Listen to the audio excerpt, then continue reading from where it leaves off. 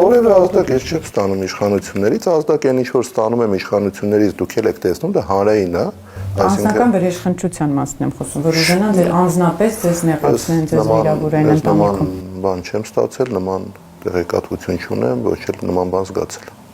Ու առհասարակ ես կարծում եմ անձնականը դա քաղաքական կատեգորիա չի ու չպետք է լինի։ Ինչ է նշանակում անձնական վրեժխնդրություն քաղաքական դաշտում։ Դե թողել եք իրենց իշխանության ժամանակահատվածում հրաժարական եք տվել, հայտարարությամբ եք հանդես եկել, կարող է նաև վրեժխնդիր լինել ձեզանից, չունեք այդպիսի ազդակներ։ Իսկ կա ինչ-որ հարց, որի շուրջ դուք կգնաք իրենց հետ համագործակցության, խոսելու, կա ինչ-որ տարբերակ կետ այս պահի դրությամբ տեսնում եք։ Եթե ես հիմա շատ չոր ասեմ չէ, օրինակ կարող եք դուք կամ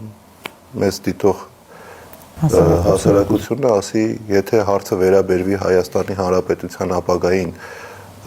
ձեր ամբիցիաները մի կողմ կդնեք, կգնաք, իհարկե կասեմ այո։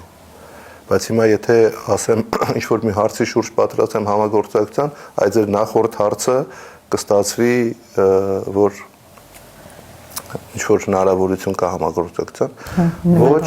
ոչ որևէ համագործակցության եզրեր չեմ տեսնում, բայց եթե լինի ինչ-որ օրհասական խնդիր, որի շուրջ պետք է միավորվեն բոլորը, միանշանակ ես նրանից զերծ չեմ մնա։